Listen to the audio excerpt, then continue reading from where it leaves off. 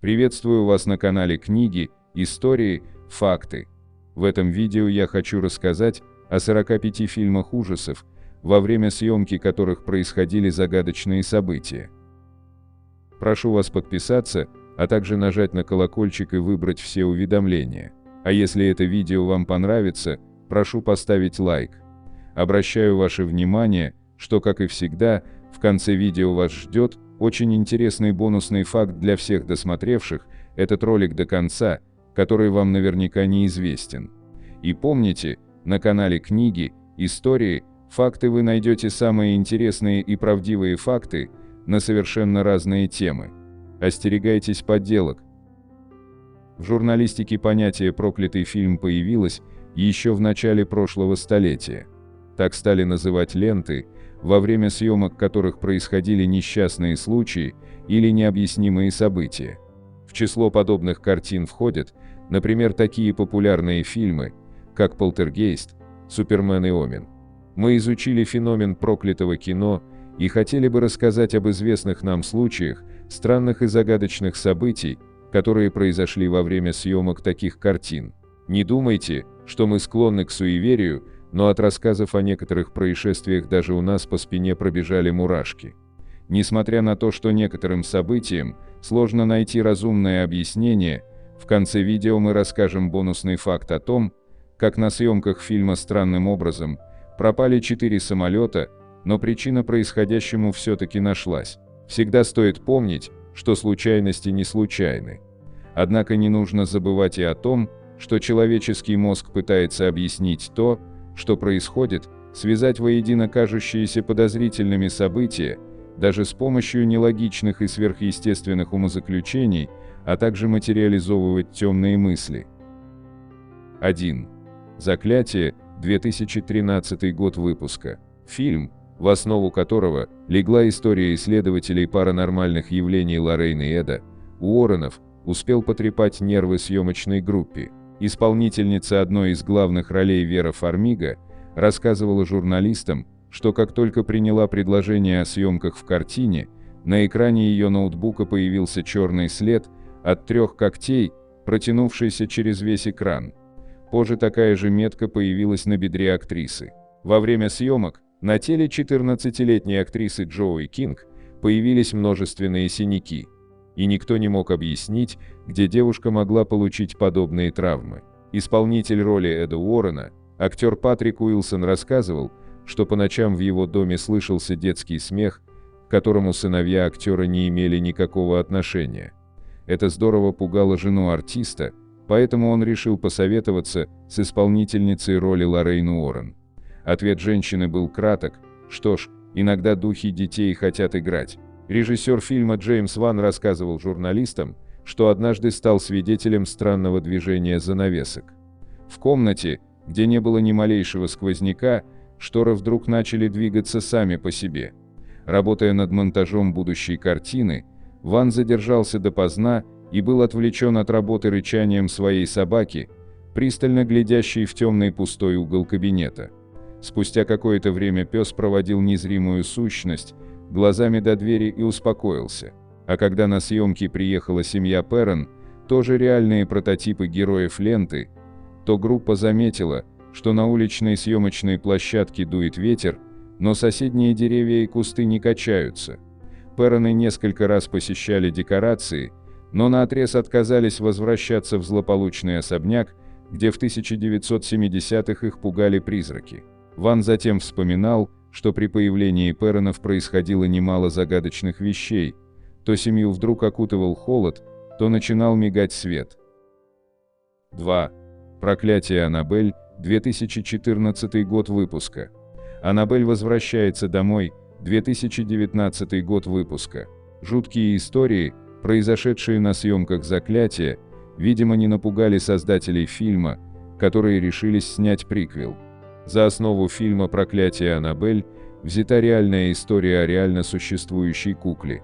Несмотря на то, что оригинальная кукла, одержимая бесом, находится в оккультном музее Эда и Лоррейн Уорренов, съемочной группе пришлось столкнуться с ее происками.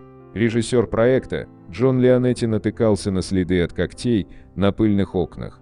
Кстати, след полностью соответствовал когтистой лапе демона, прописанного в сценарии. Позже, в одном из коридоров, актер Кристофер Шоу получил травму головы.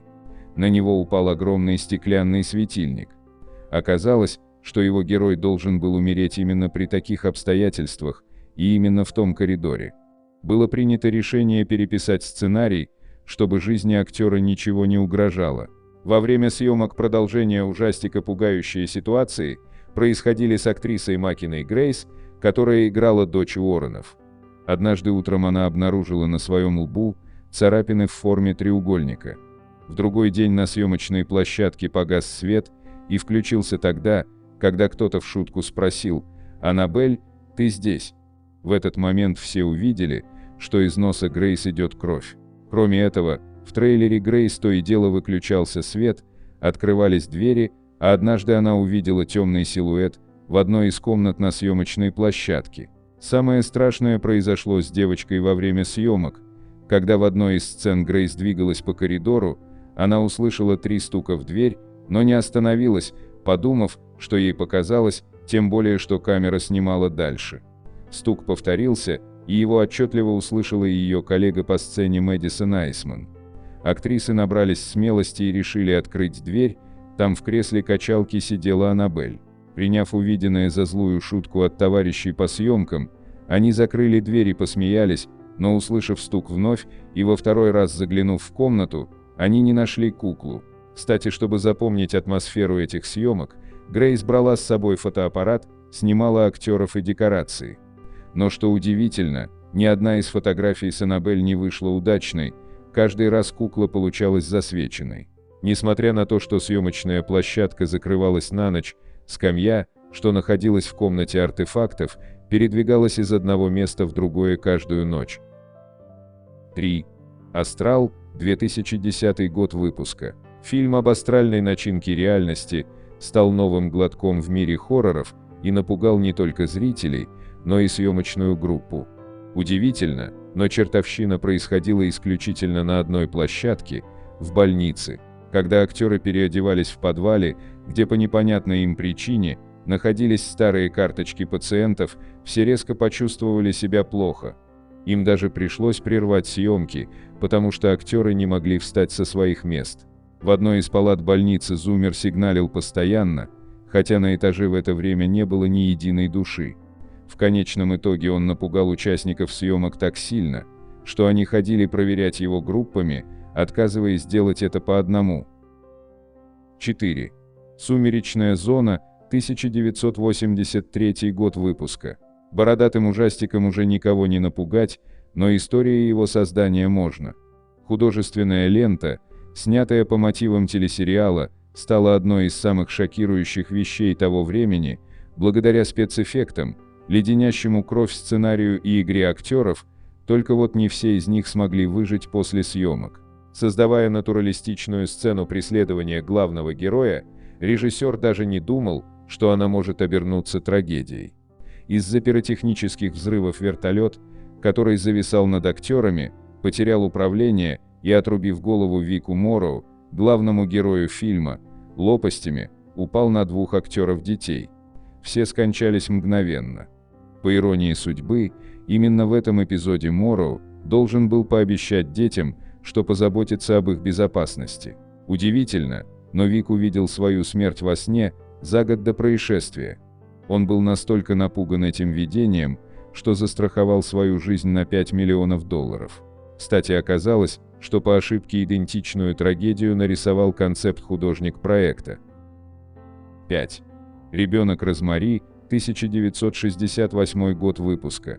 Несмотря на отсутствие водопадов из крови, особо жестоких сцен и неожиданных скримеров, фильм вселяет глубокое чувство страха и неотвратимо зловещего конца. Возможно, чувство ужаса и безысходности так хорошо переданы актерами, потому что были неподдельными.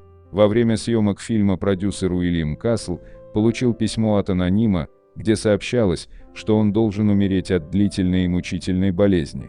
Вскоре Уильяму действительно стало плохо, и понадобилась срочная операция.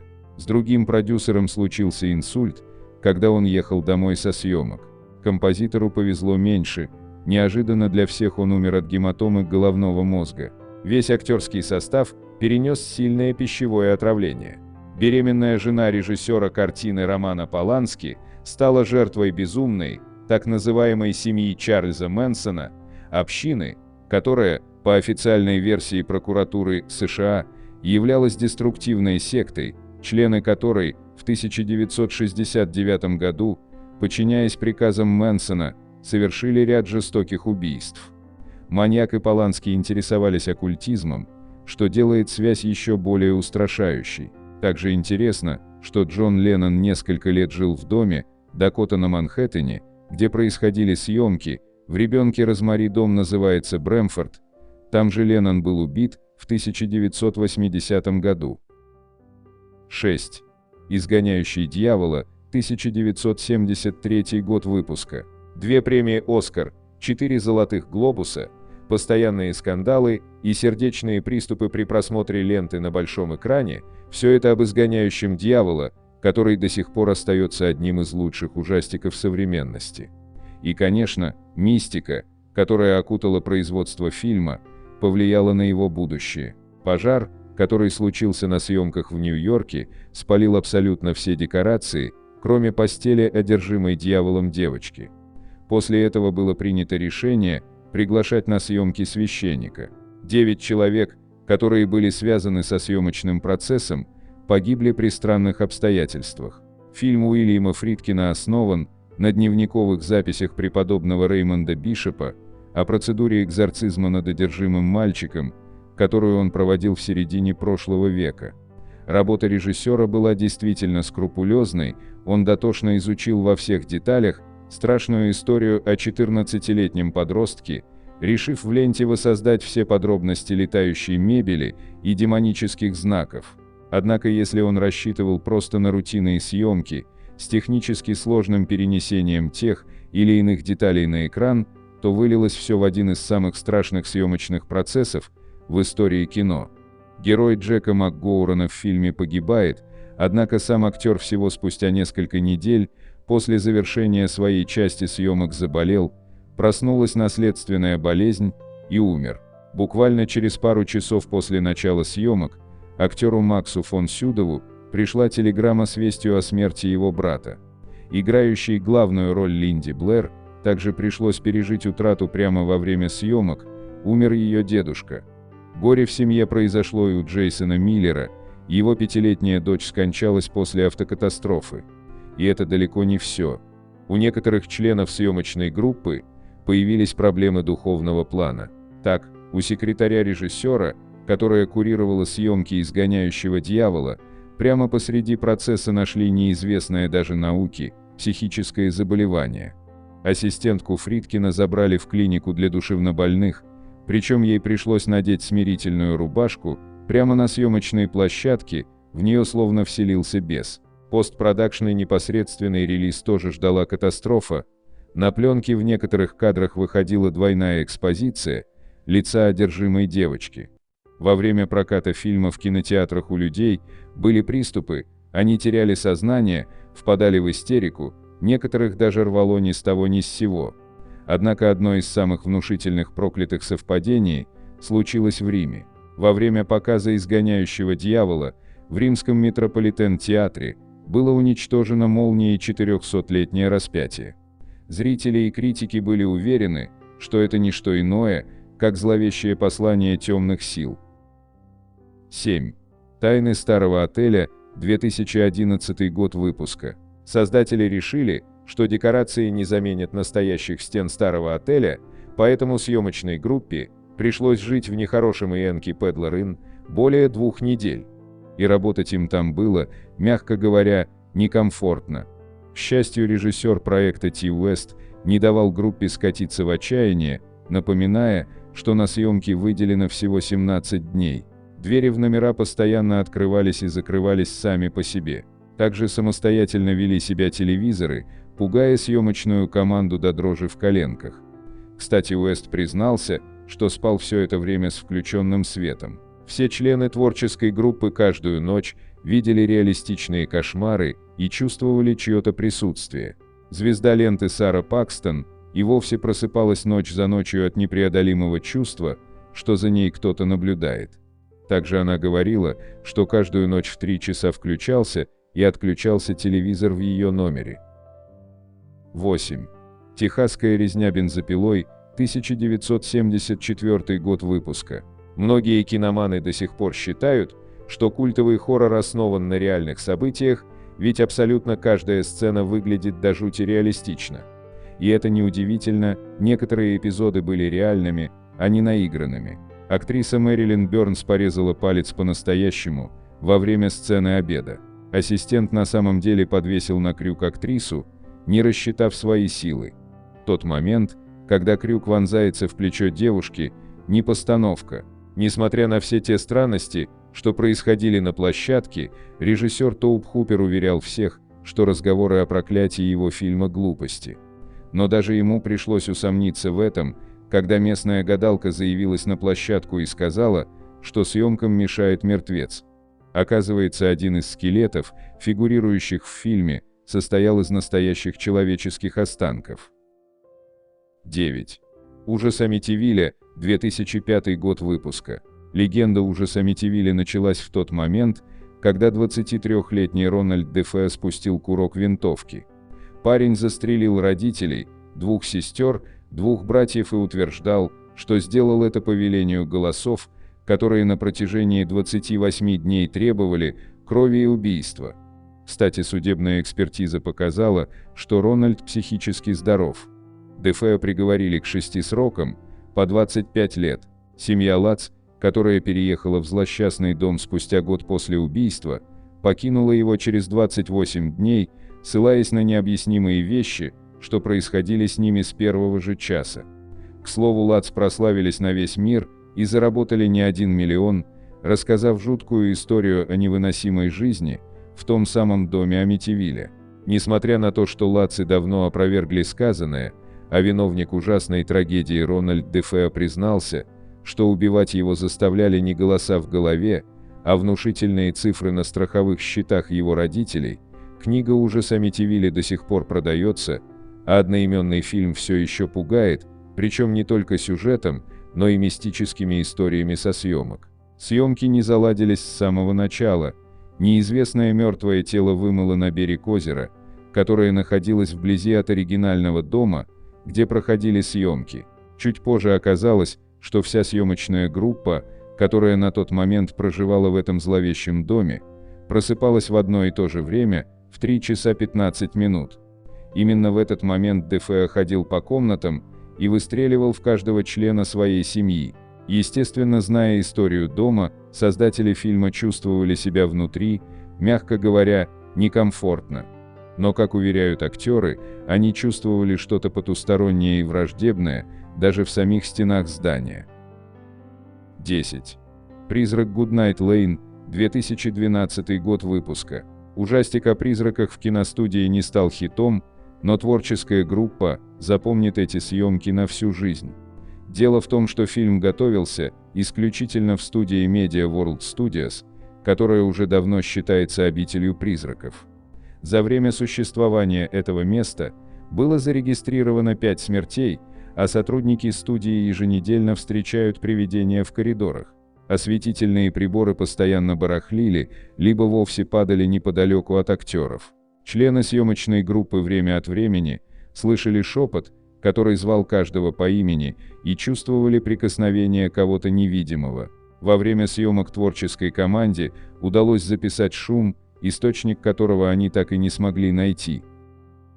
11. Ворон, 1994 год выпуска. Слухи о проклятии этой ленты Алекса Проэса давно ходят в индустрии. Трагическая смерть актера Брэндона Ли прямо во время съемок потрясла весь Голливуд. По сценарию, в героя Ли должны были стрелять. Однако этот выстрел стал для него роковым из-за того, что якобы бутафорский пистолет, который должен был просто издавать звук выстрела, не прошел проверку и действительно выстрелил пулей. Как объяснило следствие, одна из холостых пуль застряла в оружии, а вторая, с большей силой, вытолкнула ее и каким-то образом создала такой же мощный эффект выстрела, как у боевой пули. Многие видели в этом сходство со сценой из фильма «Игра смерти», которую сыграл отец актера Брюс Ли, где в его героя стреляет кто-то из массовки. Сам Брэндон Ли прожил после этой загадочной и фатальной ошибки еще несколько часов. Он дождался, пока к нему в больницу приедет его невеста, после чего скоропостижно скончался. «Ворон» вышел в прокат, несмотря на столь ужасную финальную сцену жизни актера. Однако разговоры о ремейке проклятого фильма пока так и остаются разговорами, и не только потому, что продюсеры не могут найти деньги. 12. Супермен. Пожалуй, не совсем корректно называть этот фильм ужастиком, но съемки первого фильма о Супермене не обошлись без скандалов. В частности, создателям ленты Джерри Сигелу и Джо Шустеру пришлось немало попотеть, сражаясь с DC Comics за право экранизировать историю. Фанаты рассказов о сверхчеловеке считают, что в этот момент фильмы прокляли. Ведь многих исполнителей роли Супермена постигали несчастье. Первый человек, сумевший вжиться в роль супергероя с Криптона, Кирк Эллен, сразу после съемок загубил свою карьеру. К тому же у некогда здорового и полного сил актера появились признаки болезни Альцгеймера, и умер он в безвестности. Кристофер Рив, который в итоге сыграл Супермена в 1978 году, был вынужден завершить актерскую карьеру, когда упал с лошади и сломал позвоночник. Артист остался прикован к инвалидной коляске до конца дней, и спустя несколько лет он умер от сердечного приступа. Даже мальчика, исполнившего роль Супермена-младенца, несчастья не обошли стороной. В подростковом возрасте он начал страдать от токсикомании и в результате погиб в возрасте 14 лет. Марлон Брандо, сыгравший отца Супермена, все в том же 1978 году, имел серьезные проблемы с законом, которые грозили ему тюрьмой.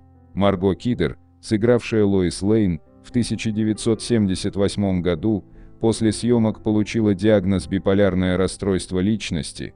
Актеру из третьего Супермена, 1983 год, Ричарду Прайеру диагностировали рассеянный склероз, а Суперменом Кирку Аллену, 1948 год, и Дину Кейну, 1993 год, пришлось пережить кризис в своей карьере после съемок. Джордж Ривз, исполнивший главную роль в фильме «Супермен» в Скотланд-Ярде 1954 года выпуска, погиб от огнестрельного ранения вскоре после выхода ленты. Он был найден мертвым с огнестрельным ранением за 8 дней до собственной свадьбы. Официально происшествие признали самоубийством, но никто в Голливуде не поддержал эту версию. 13.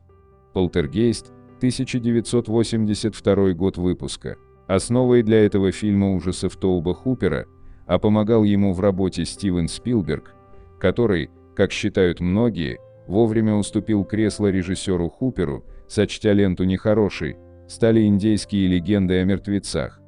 Говорят, что для достоверности истории о злых духах в фильме были использованы настоящие человеческие кости, на этом настаивал Спилберг, что уже могло обозлить духов, согласно многим поверьям. Кто бы что ни говорил, но трилогию преследовали действительно трагические истории. Когда писатель Джеймс Канн, работавший над сценарием фильма «Дома», написал «Молния разорвала ночное небо», в его дом действительно ударила молния, висевший за его спиной кондиционер упал и сильно ударил Канна, так что он провел месяц в больнице. Актрису Доминик Дан, сыгравшую в первой части старшую сестру, юной Хизер Арурк, задушил любовник, поэтому во втором фильме ее персонаж не фигурировал. Джулиан Бек, сыгравший священника в сиквеле, сначала пропал без вести, а потом был найден мертвым, скончался от рака, но перед этим якобы сошел с ума, и это при том, что именно он подсказал идею об индейских легендах, а во время съемок второго «Полтергейста» каждую ночь с криками просыпался от кошмаров. С картиной связана жуткая история юной актрисы Хизер Арурк, которая трагически скончалась в возрасте 12 лет. Сама Хизер Арурк, сыгравшая девочку Кэрол Энн, так и не смогла закончить съемки в третьей части. В одной из сцен «Полтергейста» на стене в детской комнате можно рассмотреть плакат с надписью «Супербол 22 1988 год».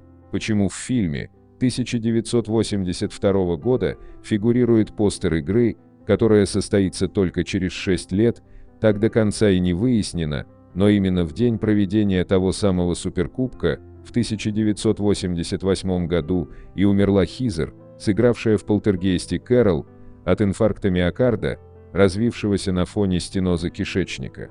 Во время съемок первой картины едва не погиб 9-летний актер Оливер Робинс. В одной из сцен фильма на персонажа Оливера нападал игрушечный клоун.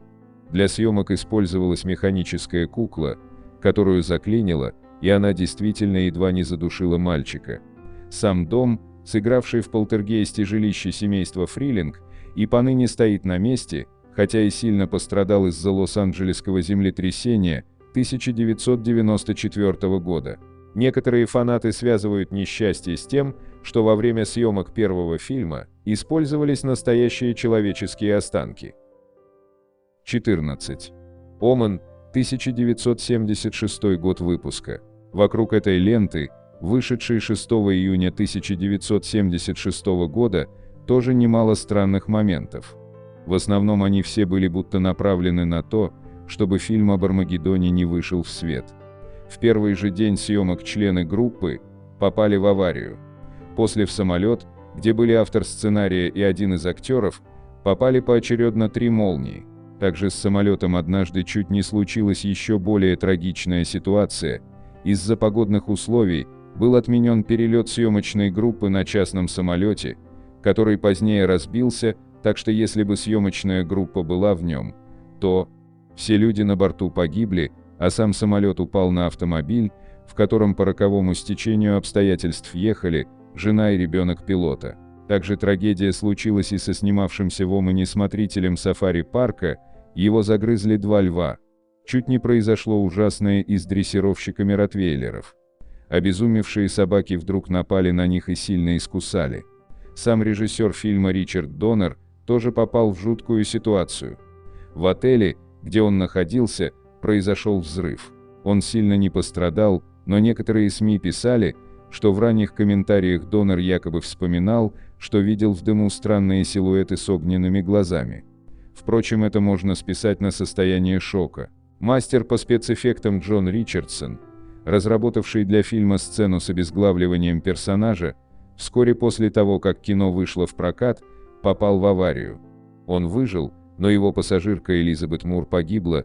В результате ДТП женщине отрезала голову. С одной стороны, все эти истории звучат впечатляюще. С другой, половина из них может оказаться не более чем легендой. 15. «6 демонов Эмили Роуз», 2005 год выпуска. К счастью, съемки этого фильма обошлись без трагических происшествий. Однако известно о 2 странностях, напугавших съемочную группу. Исполнительница главной роли Дженнифер Карпентер рассказала репортерам, что в номере отеля, куда ее заселили, ей приходилось просыпаться из-за самопроизвольно включающегося радио. Оно начинало играть очень громко прямо посреди ночи, и всякий раз это была песня группы Pearl Jam «Alive». От такой же необъяснимой технической активности, по словам Дженнифер, страдала ее коллега по съемочному цеху Лора Лини. Только в ее номере сходил с ума не радиоприемник, а телевизор. 16. «Повелители Салема», 2012 год выпуска. Фильм повествует о радиодиджее по имени Хайди, которая привлекла внимание повелителей ведьминого города Салема, жаждущих крови. О странных событиях, происходивших на площадке, журналистам поведала художница Дженнифер Спенс, работавшая в составе съемочной группы. По словам женщины, однажды, когда съемки проходили в многоэтажном здании в центре Лос-Анджелеса, что-то повергло в шок ее коллегу. Перепуганная девушка выбежала в коридор и сказала, что видела пугающую сущность. Она была настолько охвачена ужасом, что отказалась даже вернуться за своим кошельком, который оставила в зловещем помещении. Часть съемок проходила в больнице, которая пользовалась дурной славой у горожан. И, как утверждает художница, всем членам команды было не по себе в этом здании. Особенно жутко было в подвале. Режиссеру даже приходилось периодически прерывать работу, потому что актеры не могли находиться там слишком долго. На одном из этажей постоянно срабатывал звуковой сигнал, который обычно включается в тот момент, когда пациенту становится плохо. Но в том отделении не было ни одного пациента. В итоге члены команды стали бояться оставаться в одиночестве и передвигались по больнице только группами. 17. «Шкатулка проклятия», 2012 год выпуска. Фильм основан на реальной истории молодого человека, заказавшего на eBay некую шкатулку, которая якобы оказалась пристанищем Дибука, злого духа из еврейского фольклора. Той самой вещицы на съемочной площадке не оказалось, однако и без нее странностей хватало. О необъяснимых событиях, происходивших во время съемок фильма, репортерам рассказал исполнитель одной из главных ролей, актер Джеффри Дин Морган. По словам артиста, периодически на съемочной площадке взрывались осветительные приборы. При этом никаких скачков напряжения зафиксировано не было. Часто члены группы ощущали порывы ледяного ветра. Люди ежились от холода даже в закрытых помещениях, в которых не было ни намека на сквозняк. Обычно это происходило во время съемки ключевых сцен. А по завершении работы, когда весь реквизит аккуратно собрали и оставили на складе, вдруг вспыхнул пожар. Вся бутафория, задействованная в создании фильма, сгорела дотла. Причину возгорания экспертам установить так и не удалось. Продюсер Сэм Рэйми нашел владельца настоящей шкатулки с Дибуком и пригласил того на площадку, но неназванный хранитель артефакта, услышав о проблемах, преследующих картину, от визита отказался. 18. «Страсти Христовы», 2004 год выпуска. Одна из самых смелых лент в истории индустрии кино тоже стала предметом для обсуждения проклятий и прочих сверхъестественных явлений. Ярким моментом на съемках стал практически прямой удар молнии, который пережил актер Джеймс Кавизел, игравший Иисуса Христа. Он в образе Христа в момент удара был повешен на кресте. Да, это возможно объяснить многими явлениями природы и законами физики, в конце концов, но согласитесь, случившееся слишком символично. В день съемок этого эпизода молния также попала и в помощника режиссера картины. Говорят, что таких случаев во время работы над «Страстями» было гораздо больше. Многие члены команды заканчивали съемочные дни с ожогами.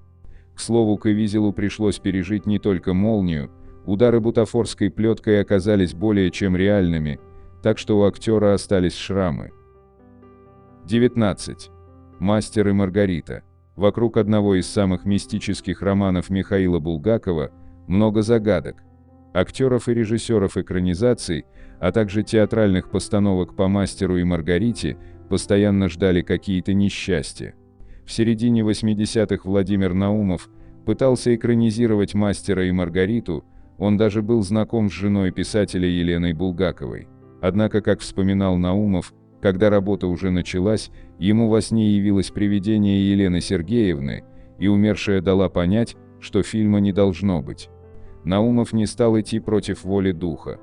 После съемок 4-серийного фильма 1994 года выпуска Юрия Кары возник спор между ним и продюсером Владимиром Скорым, требовавшим перемонтировать ленту, однако после суда пленка якобы пропала, а ее хранитель умер. Известный сериал 2005 года выпуска режиссера Владимира Бортко все же вышел в свет. Съемочная команда и актерский состав, приступая к работе, приняли решение отречься от мистики и просто играть то, что прописано в сценарии.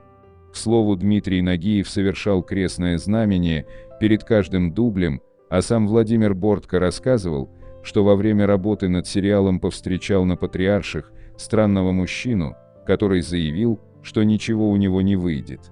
Так или иначе, действительно, часто что-то на съемках «Мастера и Маргариты» выходило из-под контроля. Причины, возможно, кроются в простой материализации мыслей или накручивании самих себя. До сих пор большинство членов съемочных команд живут себе вполне спокойно, а многие истории на проверку оказываются лишь утрированием журналистов. Но кто знает. 20.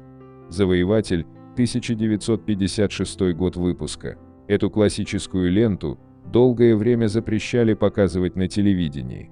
Ответственность за такое решение взял на себя миллиардер Ховард Хьюз, который финансировал проект. Он вложил много средств в эту картину, однако зачем же он решил скрыть от общественности этот, действительно масштабный, хотя и провальный по всем показателям, фильм? Причина чувства вины. Дело в том, что проект, который он финансировал, оказался губительным для большого числа людей. Завоевателя снимали рядом с полигоном, где проводили ядерные испытания. Более того, эта местность подвергалась серьезному радиоактивному заражению, отчего многие члены съемочной команды в течение последующих 20 лет стали жертвами раковых заболеваний. Много человек погибло, а актер Педро Армендарес застрелился, когда узнал о последней стадии рака. И к чему же это привело? Фильм считается одним из худших в истории, что даже стало причиной банкротства некогда процветающей студии Irkio Pictures, которая им занималась. 21. «Сталкер», 1979 года выпуска. «Сталкер» Андрея Тарковского не напрямую, но цитирует различные библейские сюжеты. Фильм содержит в себе большой груз философской мысли режиссера. Однако донести его до зрителя режиссеру оказалось тяжело, ведь лента изначально, по неопределенным причинам, была забракована Тарковским и переснята. Проекту постоянно приходилось терпеть изменения в сценарии и составе съемочной и актерской команды. После длительного и сложного процесса производства «Сталкер» был выпущен, хотя вокруг него постоянно ходили слухи о чем-то зловещем и проклятом. Фильм стал культовым и получил международное признание.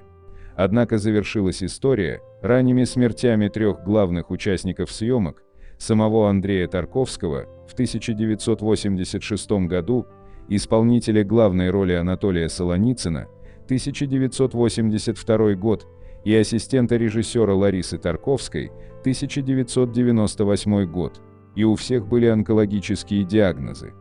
Также ушли из жизни вскоре после выхода «Сталкера», участвовавшие в съемках Николай Гринько, 1989 год, Аркадий Стругацкий, 1991 год и Александр Кайдановский, 1995 год.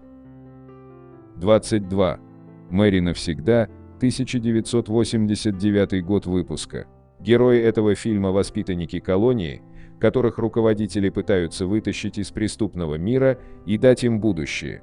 Многие актеры, сыгравшие роли юных преступников, будто переняли черты своих персонажей и стали пересекать грани закона, тем самым нанося вред своей жизни и карьере. У некоторых из них трагически сложилась судьба. Стефано Консиле не справился с управлением мотоцикла из-за наркотического опьянения. Джорджио Стефано умер при побеге от полицейских, актера поймали на краже в магазине. Марко Кризофули утонул в море. Роберт Мариано погиб в авиакатастрофе. Также трагическая участь ждала и Джанни Фавила, который сыграл директора колонии, его сбила машина на пешеходном переходе. 23. «Звонок 2», 2005 год выпуска. Сложно представить, но во время съемок сиквела американской адаптации японского хоррора сюжет из киноленты буквально вылез наружу.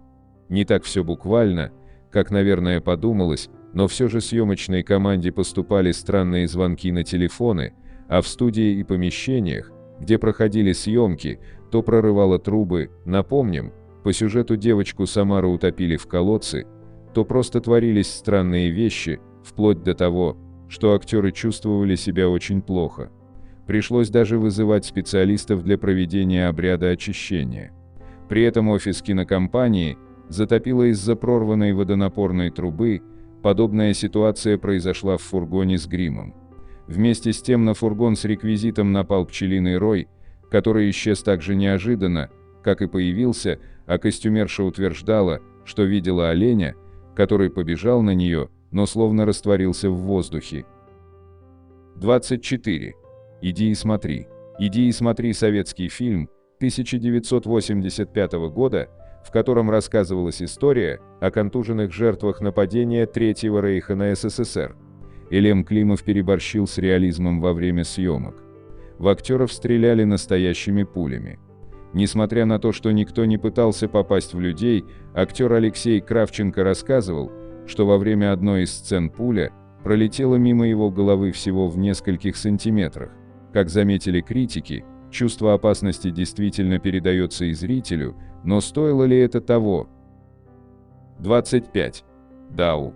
Дау был на 2011 год проектом, который в своем роде развалился, хотя это не значит, что съемки были прекращены. Вместо этого режиссер Илья Хржановский превратил свой фильм посвящение Нобелевскому лауреату Льву Ландау в культ чрезвычайно иммерсивного подхода. Актеры и съемочная группа должны были носить русскую одежду середины 20 века, чтобы соответствовать временному отрезку фильма. Им нельзя было брать с собой мобильные телефоны или что-либо современное. Еда должна была быть в банках из той эры, а документы и пропуска были напечатаны на печатной машинке. Всякий, кто упоминал черты современного мира или покидал съемочную площадку без разрешения, был оштрафован. То, что один человек мог заставлять людей делать что-то настолько ненужное, было, как сам режиссер сказал, чистой воды сумасшествием. В довершение всего, людям приходилось выполнять повторяющиеся задачи до тех пор, пока они не были уволены. Некоторые из рабочих затем характеризовали это как тюремный эксперимент.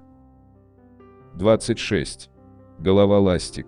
Голова Ластик широко известен как жуткий и загадочный фильм 1977 года выпуска. Это история о несчастном человеке Генри Спенсере в странной атмосфере, который испытывает странные видения и пытается быть отцом для странного ребенка, который даже не выглядит как человек. Но это то, что можно ожидать от Дэвида Линча, если вы что-либо о нем слышали, и намного мягче, чем можно ожидать, если узнать то, что он делал на съемочной площадке. Например, он отказывался говорить, как был выполнен ребенок в фильме даже десятки лет после выхода фильма на экраны, другим он тоже не разрешал раскрывать секрет. Учитывая то, как объект выглядел, бюджет, текстуру кожи и тот факт, что глаза ребенка закрывались вертикально, лидирующая теория говорит, что это был зародыш теленка. 27. Ной, 2014 год выпуска. Нежеланные преследователи знаменитостей Нинавы. Но человек, который начал преследовать Эмму Уотсон во время съемок фильма «Ной», был более агрессивным, чем обычно бывает. Во время съемок Эмма Уотсон решила пройтись по лесу, расположенному неподалеку от съемочной площадки. Пока она была там, появился преследователь, которого она ранее видела у своего дома. Члены съемочной группы вмешались, и хотя Уотсон не пострадала и не подала на преследователя в суд, это происшествие, по словам участвовавших в съемках, было очень неприятным. Решение не подавать в суд достаточно сомнительно, учитывая, что это может дать другим преследователям чувство безнаказанности. 28. Скиппи. В фильме, который в 1931 году был номинирован на премию «Оскара» за лучший фильм, есть сцена, где актер-ребенок Джеки Купер должен был заплакать. Режиссер Норман Торок пришел к выводу, что для этой сцены нужны настоящие эмоции. Он попросил своего помощника вывести собаку Купера за здание и притвориться, что он ее сейчас застрелит. Несмотря на то, что после того, как сцена была снята, с собакой ничего не случилось, и Купера номинировали за его работу на «Оскара» как лучшего актера, это событие так сильно повлияло на него, что свою автобиографию он назвал «Не стреляйте в мою собаку». 29.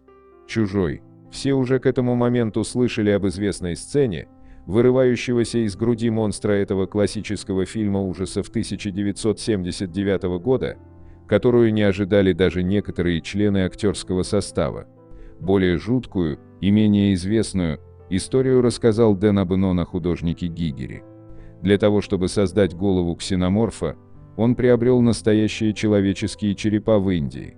Абнон подозревал это, но ничего не сделал по этому поводу до середины 1980-х годов, когда он осветил эту идею в комедии «Возвращение живых мертвецов». После этого из Индии пришла новость, что правительство закрыло компании, поставляющие скелеты, так что вполне возможно эта история была правдой. В довершение всего, Дэн добавляет интересный факт. Зубы черепов, над которыми работал Гигер, были очень похожи на детские. 30. Агири. Гнев Божий.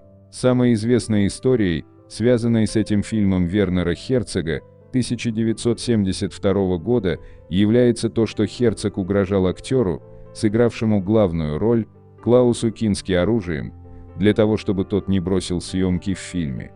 Это не совсем правильная версия истории, так как Кински признался в своей автобиографии, что пистолет вообще-то был у него, и он не просто грозился стрелять в людей. Он выстрелил несколько раз в хижину, в которой жили члены съемочной группы, из-за того, что они очень сильно шумели. Один из выстрелов всего-то повредил палец члена съемочной группы, хотя в помещении было множество людей. Кински также чуть не убил актера массовки, когда во время съемок ударил его по голове мечом. Удар был настолько сильным, что голова актера раскололась бы наполовину, и вне всяких сомнений, это убило бы его, если бы он не был в шлеме. Удивительно ли то, что Херцог впоследствии хотел убить Кински? 31. Конец Евангелиона. Этот полнометражный аниме-фильм 1997 года является одним из тех, которые упрочнили за аниме стереотип, что все они полны насилия и непонятного символизма. Однако мало какие аниме-фильмы могут сравниться по странным событиям, проявлявшимся во время создания Евангелиона, в котором рассказывается о предсказании того, что наука и энергетические существа разрушают мир. Например, главный герой в свои последние часы сильно галлюционирует, при этом ему показываются различные картинки, такие как буквы и рисунки детей. Как оказалось, эти рисунки на самом деле были рисунками детей, которые подвергались насилию, так что в фильме были увековечены события сильнейших душевных травм. А что же про буквы? Среди них были угрозы смертью, присланные режиссеру Анна Хидеаки, фанатами, которые не были довольны предыдущей серией, потому что она должна была связать события телесериала и фильма. И хуже всего, одна из главных актрис озвучивания во время записи на самом деле душила другую актрису, потому что именно это происходило в сцене. Актриса перестаралась настолько, что второй актрисе было сложно продолжать озвучку. 32. Последний дом слева. Это был дебютный фильм Уэса Крейвена, и именно в этом фильме он считает, что переборщил с содержанием фильма. Согласно его словам, а также актерам Дэвиду Хессу и Марку Шефлеру, все было слишком серьезным и за кулисами. Например, для того, чтобы вызвать настоящий страх у его партнерши Сандры Кассель, Марк Шефлер схватил ее, свесил над перилами и угрожал сбросить, если она плохо сыграет свою роль в следующем дубле. Позже, во время сцены насилия, Дэвид Хесс угрожал по-настоящему напасть на актрису, чтобы та лучше сыграла. Хесс испытал самый настоящий страх позже, когда актер, игравший роль отца персонажа Хесса, угрожает ему бензопилой, которая была полнофункциональной и использовалась без всяких мер предосторожности. И это все было после съемок сцен, где актеры на самом деле били друг друга. 33. Эскадрон 731. Тот факт, что режиссер этого фильма 1986 года чувствовал себя вправе делать так много шокирующих вещей, достаточно легко объяснить. Моус снимал фильм о систематических пытках и опытах на людях, которые проводились эскадроном 731 во время Второй мировой войны, и для того, чтобы передать весь ужас этих фактов, он пытался разрушить как можно больше границ между зрителями и настоящими ужасами, которые он показывал на экране. Примером этого является сцена в фильме, где нескольких крыс подожгли, и это было сделано на самом деле. Но еще более ужасной является сцена, где ребенка, погибшего от радиации, кладут на стол патологоанатома. Это был настоящий человек, который умер незадолго до съемок. Неудивительно, что фильм зачастую описывают как один из самых шокирующих фильмов в мире. 34. Крик, 1996 год выпуска. Американский слэшер режиссера Уэса Крейвена, положивший начало одноименной серии фильмов ужасов. Ученица старшей школы Вудсборо Кейси Бейкер становится жертвой телефонного маньяка из городка Вудсборо. Год назад у нее была изнасилована и убита мать, теперь маньяк угрожает ей самой. Но в первой ночной схватке с убийцей девушка смогла спастись. Полиция находит на месте покушения маску и плащ. Впрочем, такие маски можно купить в лавке ужасов, и проку для следствия от найденных улик нет никакого. Нет вроде и мотивов для убийств, если только не принять за главную версию, что маньяк страстный поклонник фильмов ужасов и убивает свои жертвы только ради удовольствия. Картина считается классикой хоррора. Крик вдохновил нескольких убийц. В США зимой 1998 года два тинейджера совершили убийство матери одного из них, при этом ребята нарядились в костюмы из фильма и даже изменили голоса, как преследователи Сидни Прескотт. Некоторое время спустя уже в Бельгии 24-летний водитель, обидевшись на то, что девушка отвергает ухаживание, нарядился в маску из фильма и нанес жертве 30 ударов ножом. 35. Катастрофа на съемках фильма «Кошмар на улице Вязов 4», «Повелитель сна» частично вошла в картину. На любой съемочной площадке безопасность актеров и съемочной группы является приоритетом номер один. Это важно, поскольку любое трагическое происшествие будет накладывать свой отпечаток на выпуск фильма, что означает реальную катастрофу для карьеры всех участников киносъемок. Тем не менее, один особенно душераздирающий случай произошел на съемках «Повелителя сна», четвертой части франшизы «Кошмар на улице Вязов», который вышел в 1988 году. Все случилось во время сцены, которую снимали внутри так называемого латексного торса душ, заполненного каскадерами и статистами. Поначалу сцена разворачивалась относительно нормально, но неожиданно все пошло не так. Внезапно конструкция, поддерживающая стену с листовыми панелями, упала и обрушила саму стену на находящихся внутри актеров, в том числе на королеву крика Линнею Куигли. К счастью, никто серьезно не пострадал, и сокращенную версию произошедшего режиссер оставил в картине. Но само крушение было абсолютно потрясающим зрелищем. Эту сцену в полном объеме в реальном времени можно увидеть в продолжительном документальном фильме о франшизе под названием «Больше никогда не спи. Наследие улицы Вязов», который вышел в 2010 году. 36. Укус паука чуть не пустил под откос. Кинопроизводство «Синистера 2», 2015 год выпуска. Есть какая-то ирония в том, что нечто страшное происходит на месте съемок фильмов «Синистер», франшизы, построенной вокруг истории демона, который вдохновляет своих жертв на совершение убийств. Тем не менее, самый страшный момент работы над картиной «Синистер 2» произошел за кадром, и это не дело рук демона Багула, а творение реального маленького восьминогого, так сказать, чудовища. Давая интервью журналу Fangoria, режиссер «Синистера 2» Киран Фой рассказал, как оказался в больнице вскоре после начала съемок сиквела. Его на кукурузном поле укусил коричневый паук-отшельник, а это один из самых опасных пауков в Северной Америке. В результате воздействия его очень сильного яда Киран Фой чуть не потерял ногу. Еще более иронично то, что ранее в тот же день кинорежиссер снимал сцену с пауком-волком, но, к счастью, тот оказался миролюбивым и никого не покусал. 37.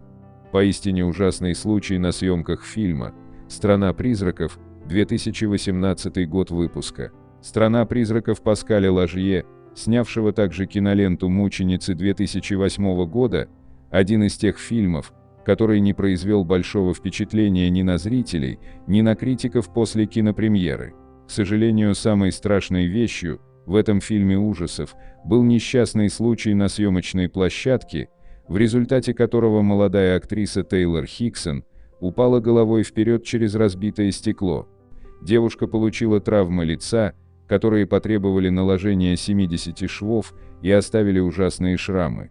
После выхода фильма на киноэкраны Хиксон подала иск против Incident Productions из-за того, что кинокомпания не смогла обеспечить ее безопасность на киноплощадке. К счастью, после той ужасной катастрофы актриса продолжила свою карьеру, снявшись в таких сериалах, как «Академия смерти» и «Родина Форт Салем». 38.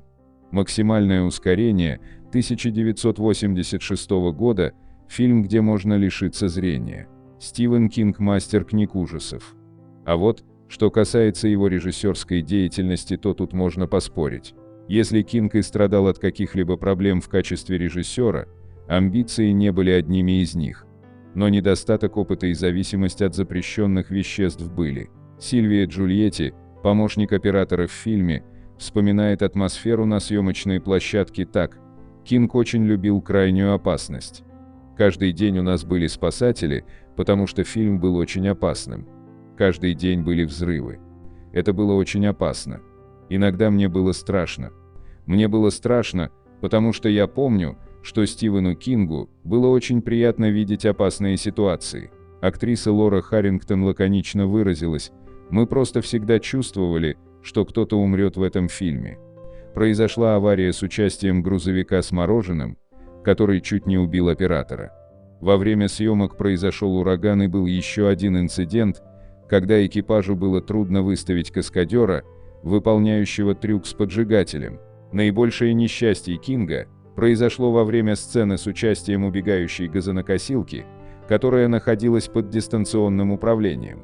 Все на съемочной площадке убеждали Кинга снять лезвие с косилки, тем более, что они даже не были видны, но он отказался, сказав: «Ничего подобного, мы должны быть как можно более реалистичными.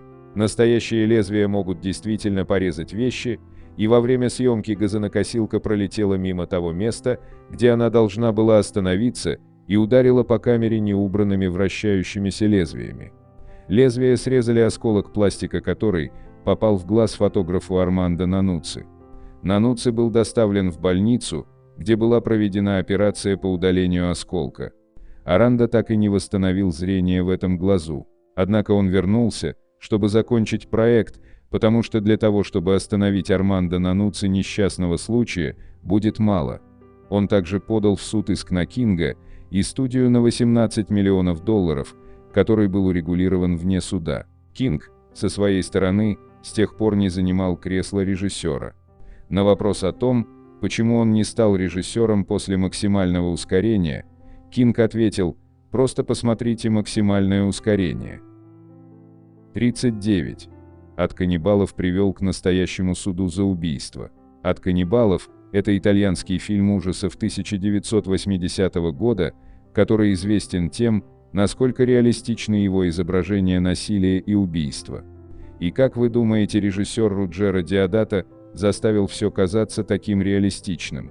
Но когда это было возможно, он просто делал это реальным. Настоящая крошечная деревня, окруженная настоящими тропическими лесами, которая была доступна только на частном самолете. Коренные народы, которые не похожи на актеров. Жители деревни, которые не говорят по-английски и не могли точно знать, на что они подписывались. Также в фильме были сняты реальные убийства животных.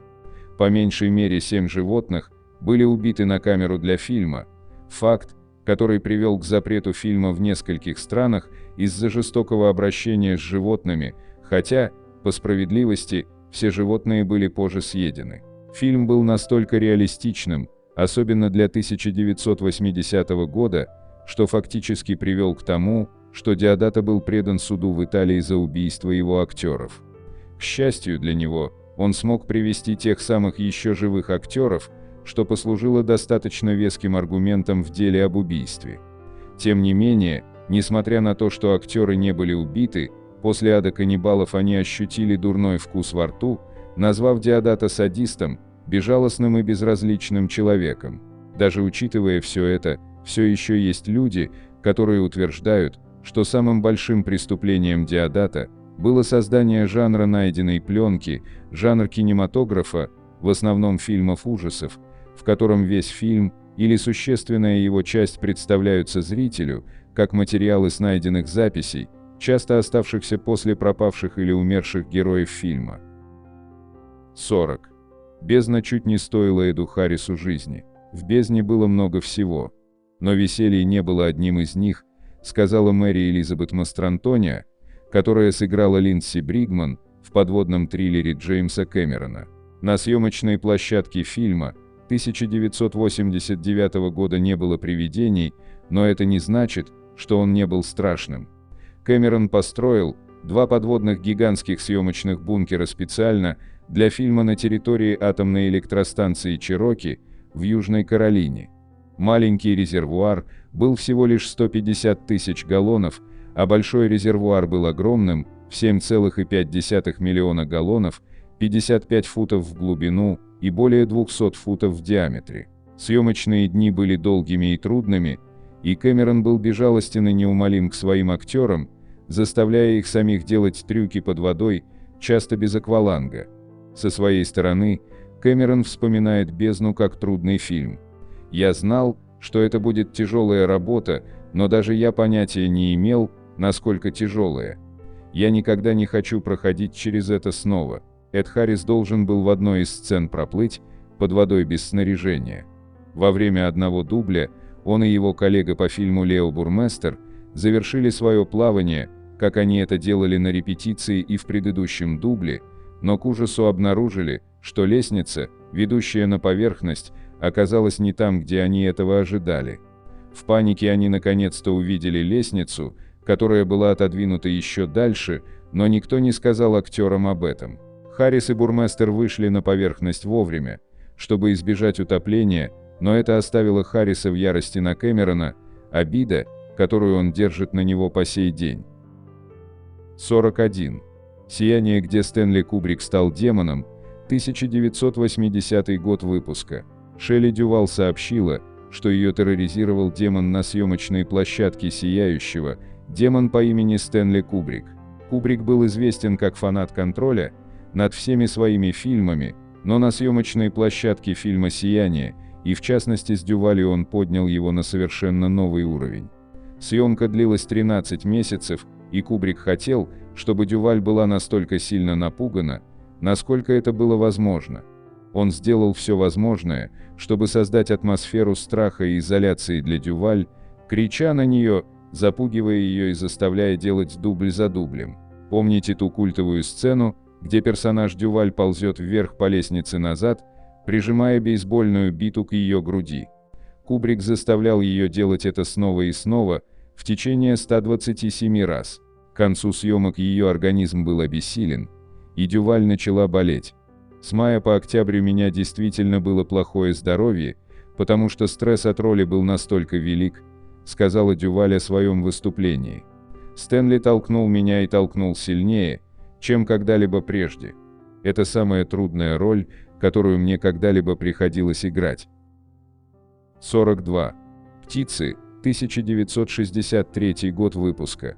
Оказывается, нет большой разницы в том, чтобы играть женщину, которая подвергается ужасному нападению птиц, и просто быть женщиной, которая подвергается ужасному нападению птиц. Для актрисы Типи Хедрин эффект был почти одинаковым. Ее постоянно окружали клювы, когти и пернатые тела, и ее безопасность ни в коем случае не гарантировалась. Режиссер Альфред Хичкок известен тем, что он добивался удивительно реалистичной игры от своих главных актрис главным образом из-за явного ужаса, и он настаивал на реальных птицах, как можно больше птиц, чтобы вызвать как можно больше реального ужаса в своих актерах. Чтобы привлечь птиц, Хедрин и другие исполнители размазывали сырое мясо по рукам и волосам, а в знаменитой сцене на чердаке Хичкок зашел так далеко, что привязал обученных чаек к костюму Хедрин, чтобы они не могли улететь. Когда один из них царапнул ее лицо возле глаза, она вылетела со съемочной площадки, а затем упала в обморок, и ее пришлось отвезти в больницу для лечения. 43. «Пульгасари», 1985 год выпуска.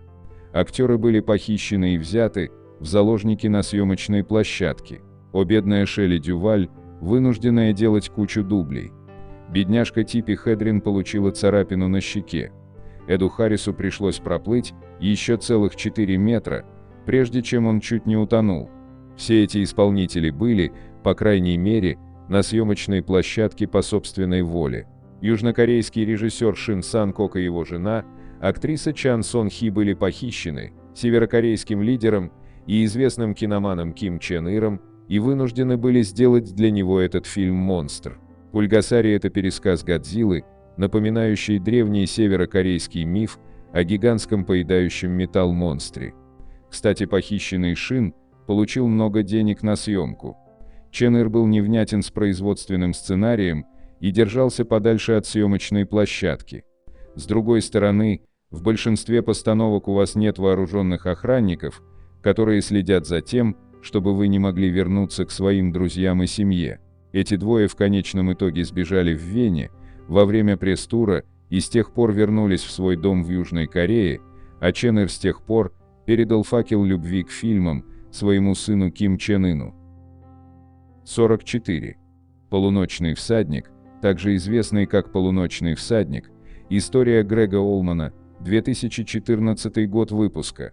В фильме «Полуночный всадник» была только одна сцена, которая была сделана из кадров, демонстрирующих ужасную железнодорожную катастрофу, повлекшую за собой смерть Сары Джонс, помощницы кинооператора, и причинившую травмы еще 7 членам съемочной группы. «Полуночный всадник» должен был стать фильмом о рок-звезде Греге Олмане. На главную роль претендовал Уильям Хёрд. Неотредактированные кадры трагического инцидента показывают, как несколько членов съемочной группы и актер Уайт Рассел изо всех сил пытаются убрать реквизит с железнодорожных путей. В следующую минуту появляется грузовой поезд, который движется прямо на них. Уильям Хёрд рассказал новостному агентству, что ему было не по себе, когда они приблизились к железнодорожным путям. Он спросил помощницу режиссера, безопасно ли это.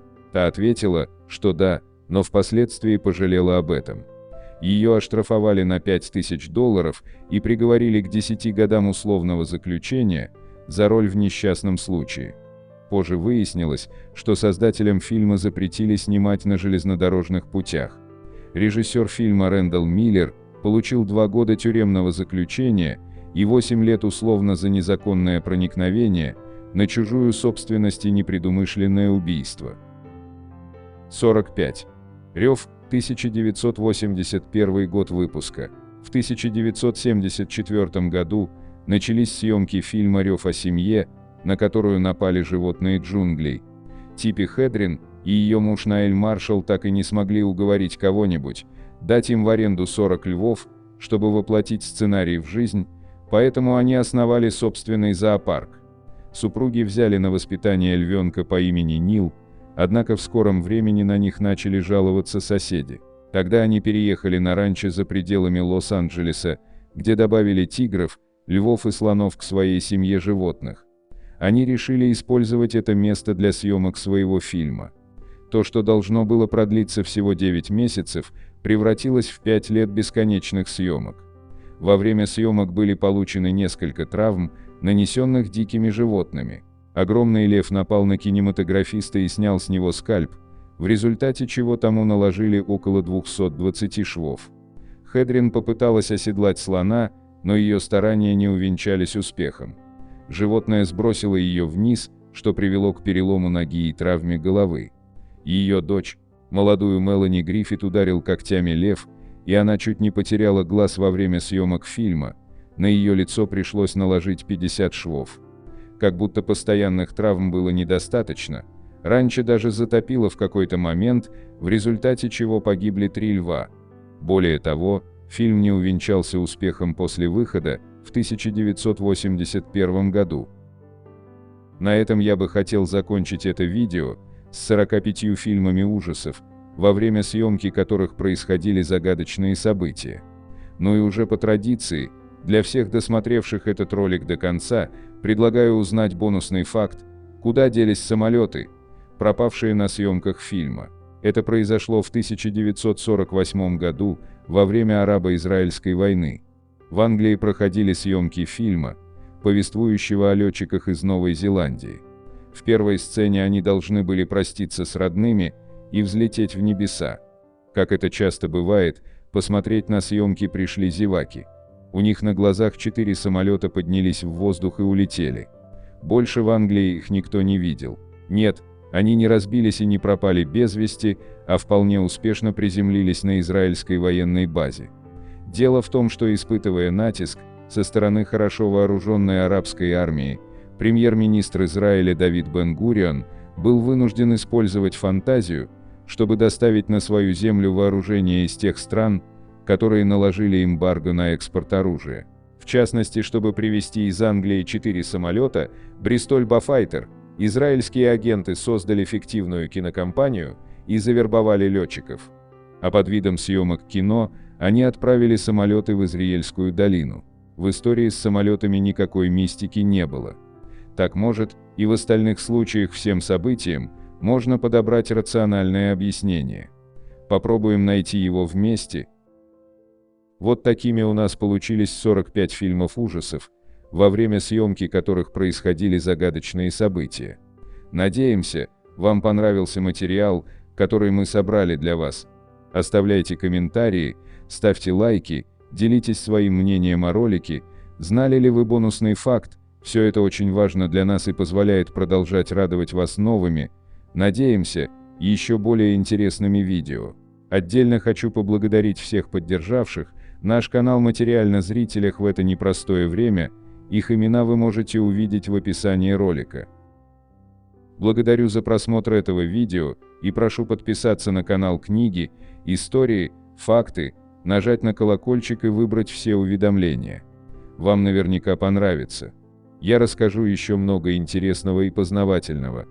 Прошу при возможности помочь каналу, заглянув в описание этого видео, и поддержать любым удобным способом.